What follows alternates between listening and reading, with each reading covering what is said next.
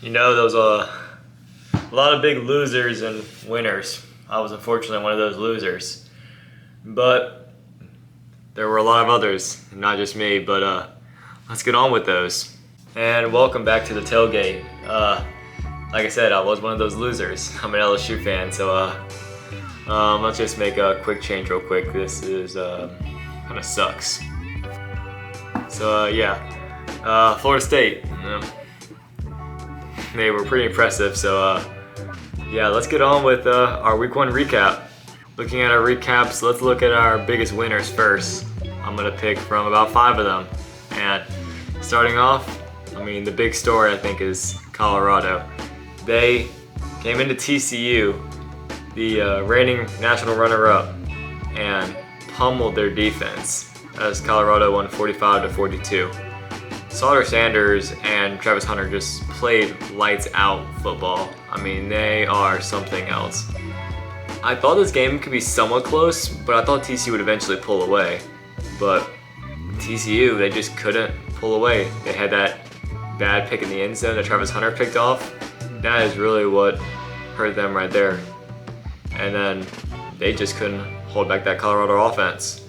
It's definitely impressive to see how much Colorado's improved in just one offseason. I'm definitely excited to see how they play as the season goes on, especially with a pretty difficult schedule. Now, another big winner for me was North Carolina, as they had College Game Day against them in South Carolina in the Duke's Mayo Classic. Now, I had South Carolina ranked ahead of North Carolina, so I thought South Carolina will win, and I was wrong, like I was on a lot of other picks. I really sucked in these week one predictions. But looking at the game, North Carolina, their defense played really good. South Carolina only had -2 rushing yards on 31 attempts. That's pretty bad. And so with North Carolina's defense just keeping hold of that rushing attack, especially with South Carolina adjusting, it made a pretty easy win for North Carolina. Drake May played all right as he had 2 touchdowns and 2 picks, but like I said, their defense played really good, so it just made a pretty easy win for them. South Carolina was almost coming back, but North Carolina just came right back and just put the game away. So it was very impressive for them, and I think that really switches for me who I think could be a dark horse New Year's 6 team. I guess now it wouldn't be too bad to say North Carolina could be a dark horse for that New Year's 6 instead of South Carolina. Another big winner for me was Washington. Now, I was a little hesitant on Washington as I didn't think they were a top 10 team truly, as I just didn't know if they were better than Utah and definitely not USC. Now I think it's a lot closer, as I thought it would be a really good matchup between Washington and Boise, but it just was not. Michael Penix tore up that Boise State defense. Taylor Green could get nothing going. So it made a very easy win for Washington as they won 56-19. Again, Penix played out of his mind against that Boise State defense. And with that, they look really, really good. There's nothing else I can say. They just played out of this world. The only time it was ever close was when Boise was leading 9-7. But after that, Washington just pulled away. So it was a very impressive win, and Washington does look very good going into this season. One of our biggest winners of week one was Duke. Now, I thought Duke and Clemson would be a pretty close game, but I did not expect that. I did not expect Duke to win 28-7. The big thing was that Clemson just kept messing up. They had 2 blocked field goals, and then they had 2 fumbles in Duke territory, and Duke capitalized on all those mistakes. And that's what led Duke to win 28-7. Riley Leonard played really good, maybe not as well in the passing attack, but he had that big 44-yard rushing touchdown. That was huge to get him up 2 possessions. Duke just played a really solid game. Mike Elko looks like a very good coach. And again, Duke's had a lot of talent returning, so I guess we shouldn't be too surprised if maybe it was a close win, but just Duke winning like that is just insane. It just really puts a lot of worry into Clemson because their offense in that game looked even worse than it did last year. Klubnik struggled. They just couldn't do anything. Will Shipley played all right, but that was really all their offense had to show, just like last year. So it really sucks for Clemson, but for Duke, they look very, very good. And now for our biggest winner of week one. I'm wearing the shirt. They were just that good. It's Florida State. They outcoached, outplayed LSU in every single aspect. Jordan Travis played out of his mind. He had that one really bad pick when LSU got some pressure on him in the red zone, but that was really his only mistake. He was throwing dots. And Keon Coleman, He played insane his first game at Florida State. Their defense played out of this world. I mean, there was that play where Jane Daniels tried to hurdle them and they just body slammed him. Everything just went right for Florida State. I mean, and LSU, some of the mistakes from last year continued. They had that really bad muff punt. They made up for it with that pick, but again, Florida State just outplayed them, outcoached them in every single aspect.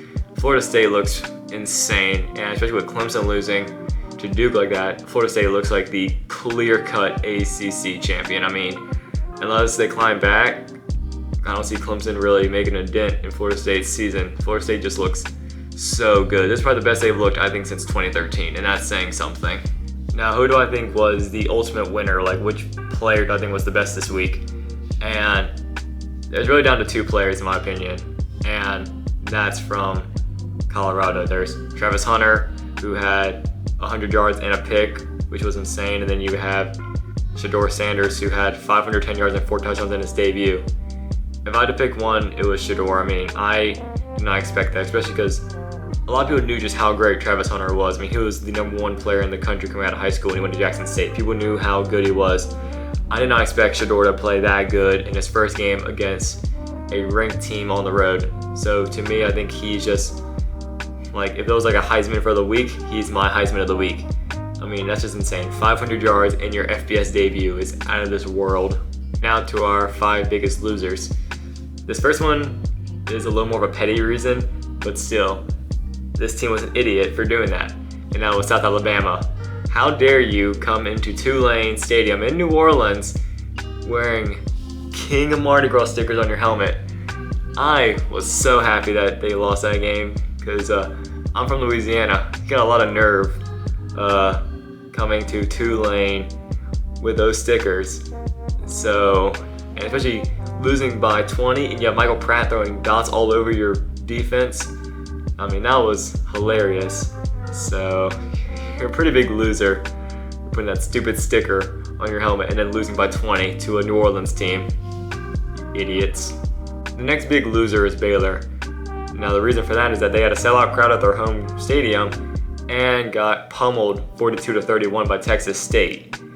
I mean, it's crazy to think that just 2 years ago they went 12-2 and had one of the best defenses in the Big 12, and David Randall looked like a great head coach. Now it looks like he could just get fired this week. I mean, that loss was just so bad. And they made TJ Finley look like an elite quarterback. I mean, it's just crazy. I didn't watch the game, but I was keeping my eye on it. But, I mean, I don't know what was going on with Baylor, but it's something. I mean, they let Texas State put 42 on them. So, I mean, it's just crazy. But, I mean, because of that, I mean, you lost to 11 by a group of 5 school with a sellout home crowd. You're one of the biggest losers of the week. That's no question. Now for this next one, there's a lot of things I could put. I could put South Carolina, just playing terrible against North Carolina. I could put Boise, I could put TCU. But I think besides 2 other teams, there's one specific player that stands out for one of our biggest losers. And that is Florida defensive lineman Princely Umemelin, low-ass stadium. And that was pretty funny. And you're an idiot for putting that on your story. Yeah, Utah embarrassed Florida. Utah's first offensive play, 70-yard touchdown with a backup quarterback. Yeah, Utah was pretty loud at that game. They made up for that lack of capacity, low-ass stadium. So yeah, and Utah fired back with a low-ad dub, so that was pretty funny. But yeah, that defensive lineman for Florida, Mr. Princely, you, sir, are one of the biggest losers because you are an idiot for putting that on your story. Now, I just thought about this. I was going to do 5 losers, but I got to do 6 because, yeah, it just occurred to me that Texas Tech, they lost to Wyoming at Wyoming, and Wyoming rushed the field on them. That was pretty sad and pretty funny because a lot of people, including me, at Texas Tech ranked. A lot of people thought they'd be really good. Now, maybe this doesn't decide their whole season. Maybe they can bounce back and be really good. Maybe they can just pull a K-State. K-State lost to Tulane and they won the Big 12. But still embarrassing, especially because Tech blew a 17-point lead and then Wyoming went on a 2-point conversion. So it's pretty embarrassing. Not as bad as Baylor, but it's still pretty embarrassing. So yeah, Texas Tech, your loss was so bad, I added an extra big loser to my category, and you're one of them. For another really big loser, Clemson. Their offense was terrible. I mean, it looked worse than when they had DJ Uiagalelei, and especially looks bad. I mean, I know he played San Jose State, but he balled out in his first game at Oregon State. But Clemson, I mean, they looked bad. I mean, I know that all those fumbles and all that, I mean, it happens, but that much, I mean, like I said, it was 2 missed field goals. They had 2 fumbles. I mean, you really think about that. If Clemson just played a very sound game, don't make those mistakes, they probably do beat Duke in a very close game. But all those mistakes, I mean, their offense, like I said, just outside of Will Shipley, looked terrible. I mean, I don't think this will decide the whole season, but it definitely doesn't look good for them. So Clemson is one of the biggest losers of the week, but they're not the biggest. I think y'all know who the biggest loser is. Now for the biggest loser of week 1, it's no question. It's LSU. I mean, it was pretty bad. I mean, there was a lot of hype going for LSU this year. I mean, they were ranked 5th to start the season off. And I imagine, I mean, it was me, and of course there's a lot of other people picking LSU to beat Florida State, get some revenge from last year, because LSU really just lost on special teams mistakes. You had the missed extra points, missed field goals, muff punts, everything. So a lot of people thought LSU would just clean that up and they would just beat Florida State. But Florida State flat out embarrassed them. LSU looked awful. Jane Daniels had no time to pass. The receivers weren't catching anything. The DBs couldn't guard Florida State's receivers. The defense was a mess. And I mean, overall, LSU just looked really bad. This isn't it for LSU's season. I mean, they lost to Florida State last year and they finished 10-4. But this one looks way worse than last year. I mean, this looks like Florida State just straight up beat LSU. There was no excuses this time. Florida State flat out won. And for ultimate loser, if I had to narrow it down to a player or something like that, there is no play I can give an ultimate loser for. I'm giving it to LSU's defensive coordinator, head coach, whoever. As I'm making this clip, this video is longer than 3 minutes, but also I'm not getting paid or anything yet. I don't have enough subscribers, so I'm just gonna say it.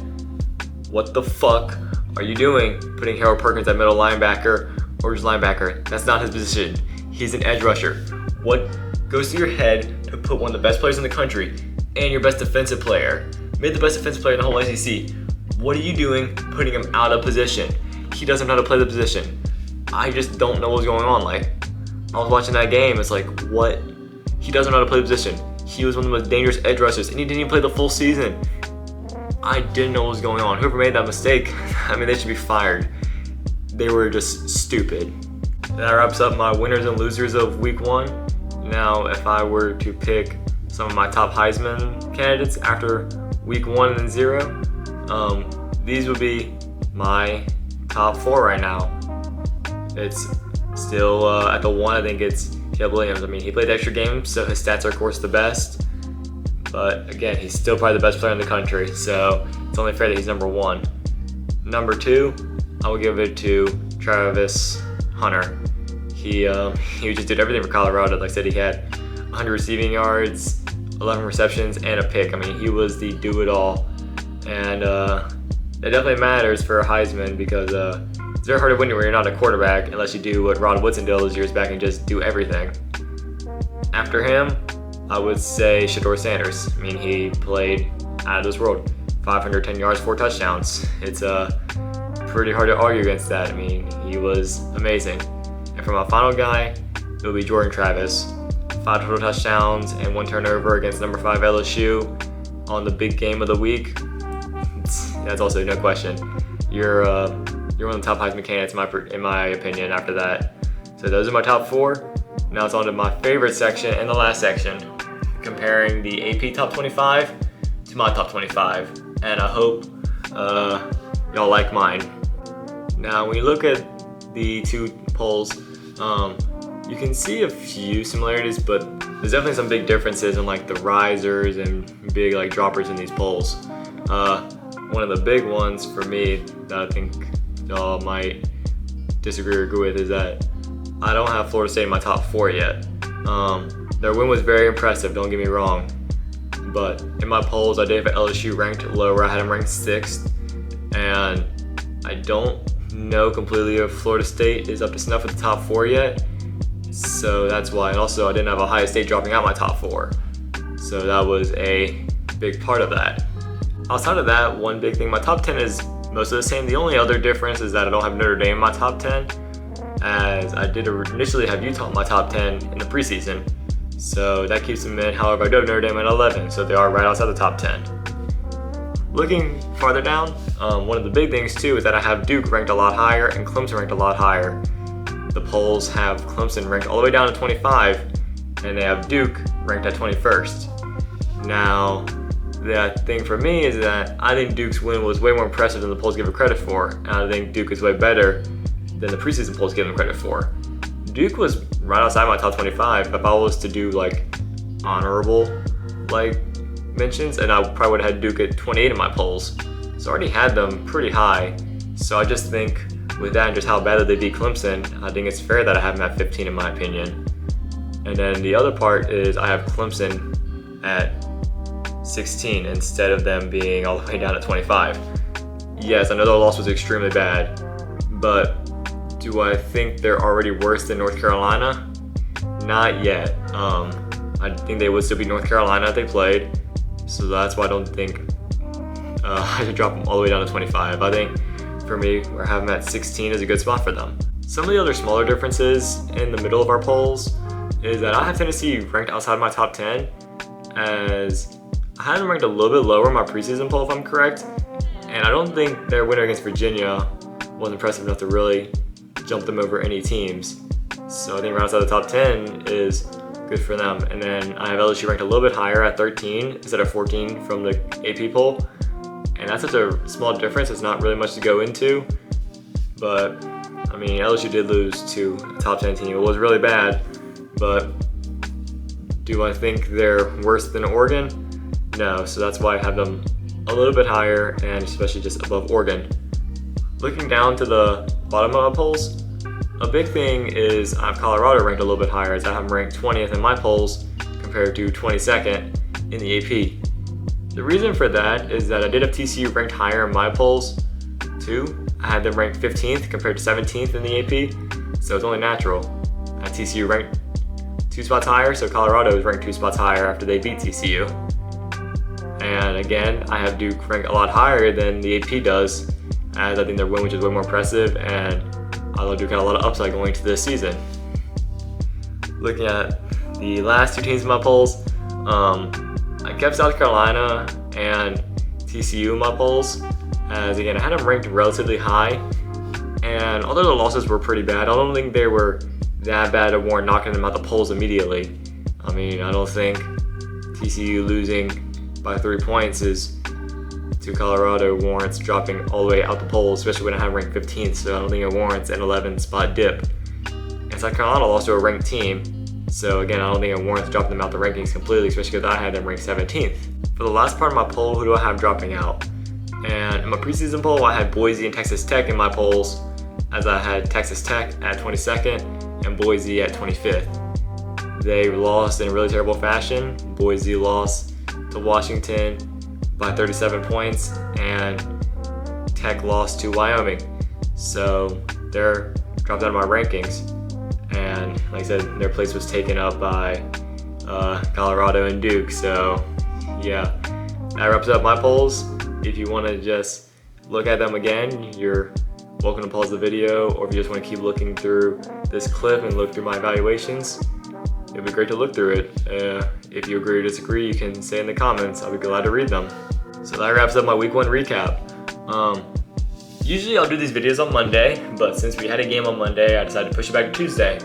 With that, I do want to give myself an extra day to do some research and get my predictions ready. So my predictions are going to come out on Thursday. So I'm most likely not going to post a Southeastern Week 2 interview, as I like to get home and get this video knocked out for y'all. So for that, like I said, this recap video is coming out whenever I post it. It should come out around 9, 10-ish Central Time on Tuesday. And then I said I'm gonna post a prediction video on Thursday. Just give it that one extra pushback since I'm posting this video on Tuesday. And for one more video of the week, I am going to Tulane Ole Miss. I know I've said it probably in every video, but since Tulane Ole Miss won, it's my ranked game, so I'm very excited to go to that game now. Y'all gonna come with me. I'm gonna bring my camera, and it should hopefully be a really fun game. And then that video will either come out Saturday night or probably Sunday morning before the NFL games. It depends on how long it takes to make this video. It'll be my first time making a vlog style video, so I'll see how fun it is. But that wraps up the whole video. Like, favorite, and subscribe if you had. And I will see y'all Thursday. I hope y'all enjoyed college football being back, because I did, even though LSU lost. But I'll see y'all later.